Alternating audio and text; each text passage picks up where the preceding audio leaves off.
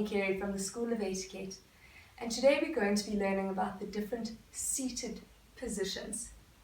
Obviously, the way that you seat yourself is how people perceive you. So there's all sorts of messages you're sending people from the way that you're seated. So let's go to the first position. Obviously, we always have feet together. Second position is to simply cross the ankles, and this is obviously a very refined, very conservative position. Still beautiful and very good for a social or work event. Right, the next position is just exquisite. What you have to do is turn yourself to the side and tuck your back foot around the front foot. And this is just one of the most exquisite feminine positions to sit in. In fact, it's a rather royal position. A lot of girls ask me though, is it acceptable to sit with your knees crossed? Yes and no. One thing I must say is that it is not good for your legs. However, it can look beautiful with the right outfit. There are a few rules though, and the first rule is that if you are to sit with your knees crossed, your feet need to be parallel to each other. If it's the case where your foot is pushing out and people can see the bottom of your sole, then it is not an acceptable position for you.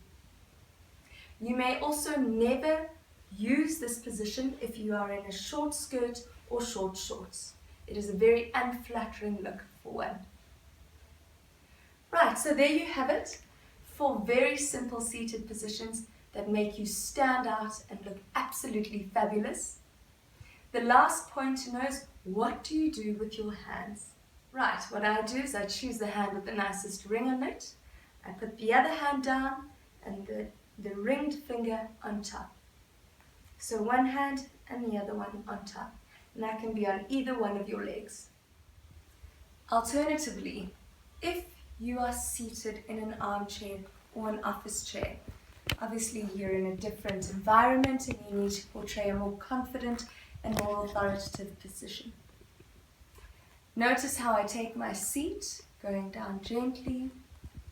I get to the edge of the chair and move back, placing myself right at the back of the chair.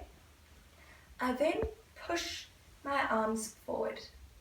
And the reason I do this is if I keep them close to my body, my shoulders rise up and I almost look quite nervous.